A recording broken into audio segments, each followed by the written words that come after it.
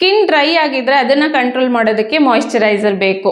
ಆಕ್ನಿ pimple ಆಗಿದ್ರೆ ಅದನ್ನ ಕಡಿಮೆ ಮಾಡೋದಕ್ಕೂ ಮಾಯಿಶ್ಚರೈಸರ್ ಬೇಕು. ನಮ್ಮ ಸ್ಕಿನ್ ಎಲಾಸ್ಟಿಸಿಟಿನ ಮೇಂಟೈನ್ ಮಾಡೋದಕ್ಕೂ ಕೂಡ ಮಾಯಿಶ್ಚರೈಸರ್ ಬೇಕು. ಹಾಗೆ ನಮ್ಮ ಚರ್ಮ ಹಾಳಾಗದೆ ಇರೋ ರೀತಿ ಕಾಪಾಡ್ಕೊಳ್ಳೋದಕ್ಕೂ ಮಾಯಿಶ್ಚರೈಸರ್ ಬೇಕು. ಅಷ್ಟೇ ಅಲ್ಲ, ನೀವು ಮೇಕಪ್ ಮಾಡ್ಕೊಳ್ಳುವಾಗ ಅದನ್ನ ಬೇಸ್ ಆಗಿ ಉಪಯೋಗಿಸೋದಕ್ಕೂ ಕೂಡ ಮಾಯಿಶ್ಚರೈಸರ್ ಬೇಕು. ಹಾಗಂತ ಒಂದೊಳ್ಳೆ ಮಾಯಿಶ್ಚರೈಸರ್ನ ಪರ್ಚೇಸ್ ಮಾಡೋಣ ಅಂತ ಮಾರ್ಕೆಟಿಗೆ ಹೋದ್ರೆ 300 ರೂಪಾಯಿಂದ 500 ರೂಪಾಯಿ ಕೂಡ ಬೇಕು. ಅಷ್ಟೆಲ್ಲ ಖರ್ಚು ಮಾಡಿ ತಗೊಂಡು ನಾವು ಯೂಸ್ ಮಾಡಿದ್ರು ಕೂಡ ಅದು ನಮ್ಮ ಸ್ಕಿನ್ಗೆ ಎಷ್ಟು ಸೇಫು ಯಾರಿಗೂ ಗೊತ್ತಿಲ್ಲ. ಆದರೆ ಈ ಮಾರ್ಕೆಟಲ್ಲಿ ಸಿಗುವಂಥ ಮಾಯಿಶ್ಚರೈಸರ್ಗಿಂತ ಬೆಸ್ಟ್ ಆಗಿರುವಂಥ ಮಾಯಿಶ್ಚರೈಸರ್ನ ನೀವು ಮನೇಲೇ ಕುತ್ಕೊಂಡು ಆರಾಮಾಗಿ ಪ್ರಿಪೇರ್ ಮಾಡ್ಕೋಬೋದು. ಅದು ಕೂಡ ಜಸ್ಟ್ ಒಂದು 30ರಿಂದ 60 ರೂಪಾಯಿ ಒಳಗಡೆನೆ. ಒಂದ್ಸರಿ ಇದನ್ನು ಪ್ರಿಪೇರ್ ಮಾಡ್ಕೊಂಡು ನೀವು ಯೂಸ್ ಮಾಡಿದ್ರೆ ಇಷ್ಟು ದಿನ ನಮ್ಗೆ ಇದು ಯಾಕೆ ಗೊತ್ತಾಗಲಿಲ್ಲ ಅಂತ ಅನ್ಕೊಳ್ಳೋದ್ರಲ್ಲಂತೂ ಡೌಟೇ ಇಲ್ಲ. ಅಷ್ಟು ಎಫೆಕ್ಟಿವ್ ಆಗಿ ಇದು ರಿಸಲ್ಟ್ ಕೊಡುತ್ತೆ. ಸೊ ಹಾಗಿದ್ರೆ ಯಾಕೆ ಇನ್ನೂ ತಡ ಮಾಡೋದಲ್ವಾ? ಹೇಗೆ ಇದನ್ನು ಪ್ರಿಪೇರ್ ಮಾಡೋದಂತ ನೋಡೋಣ. ಈ ಮಾಯಿಶ್ಚರೈಸರ್ನ ಪ್ರಿಪೇರ್ ಮಾಡೋದು ತುಂಬಾ ಸಿಂಪಲ್.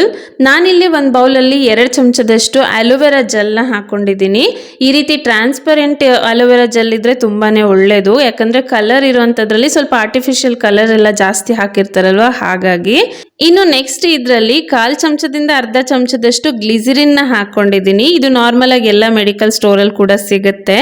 ಇದನ್ನ ಯೂಸ್ ಮಾಡೋ ಮೇನ್ ಪರ್ಪಸ್ ಏನು ಅಂದರೆ ಗ್ಲಿಸರಿನ್ ನಮ್ಮ ಸ್ಕಿನ್ ಎಲಾಸ್ಟಿಸಿಟಿನ ಇಂಪ್ರೂವ್ ಮಾಡುತ್ತೆ.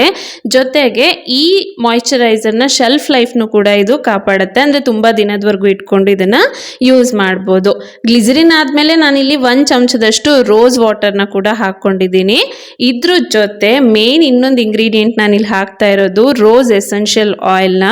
ಈ ರೋಸ್ ಎಸೆನ್ಷಿಯಲ್ ಆಯಿಲ್ ಈ ಮಾಯಿಶ್ಚರೈಸರ್ಗೆ ಒಂದೊಳ್ಳೆ ಫ್ಲೇವರ್ನ ಕೊಡೋದ್ರ ಜೊತೆಗೆ ನಮ್ಮ ಸ್ಕಿನ್ನಲ್ಲಿರೋಂಥ ಇಂಪ್ಯೂರಿಟಿನ ಇದು ಕ್ಲೀನ್ ಮಾಡುತ್ತೆ. ಹಾಗೆ ನಮ್ಮ ಸ್ಕಿನ್ಗೆ ಒಂದೊಳ್ಳೆ ಗ್ಲೋನು ಕೂಡ ಕೊಡುತ್ತೆ.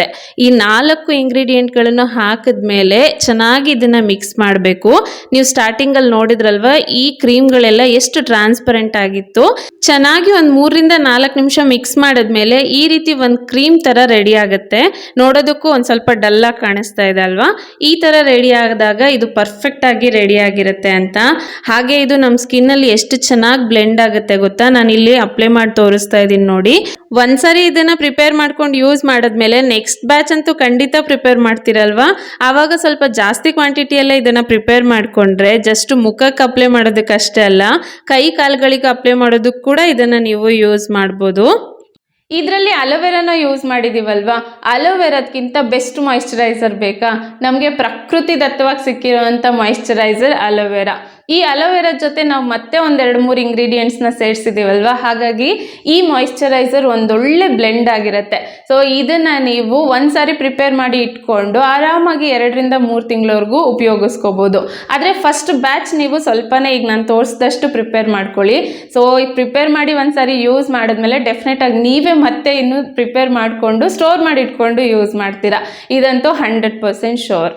ಹಾಗೆ ಇದರಲ್ಲಿ ಗ್ಲಿಸರಿನ್ ಹಾಕಿರೋದ್ರಿಂದ ಇದನ್ನು ಫ್ರಿಜ್ಜಲ್ಲೇ ಸ್ಟೋರ್ ಮಾಡಬೇಕು ಅಂತ ಕೂಡ ಇಲ್ಲ, ಹೊರಗಡೆ ಇಟ್ಕೊಂಡು ಕೂಡ ಯೂಸ್ ಮಾಡ್ಕೋಬಹುದು. ಹಾಗೆ ಇದನ್ನ ಯಾರೆಲ್ಲ ಉಪಯೋಗಿಸಬಹುದು ಅಂದ್ರೆ ಚಿಕ್ಕ ಮಕ್ಕಳಿಂದ ದೊಡ್ಡವರವರೆಗೂ ಯಾರು ಬೇಕಾದ್ರೂ ಯೂಸ್ ಮಾಡಬಹುದು. ಇದರಲ್ಲಿರುವಂತದ್ದು ಎಲ್ಲ ಕೂಡ ನ್ಯಾಚುರಲ್ ಇಂಗ್ರೀಡಿಯೆಂಟ್ಸ್ ಅಲ್ವಾ, ಹಾಗಾಗಿ ನೋ ಸೈಡ್ ಎಫೆಕ್ಟ್.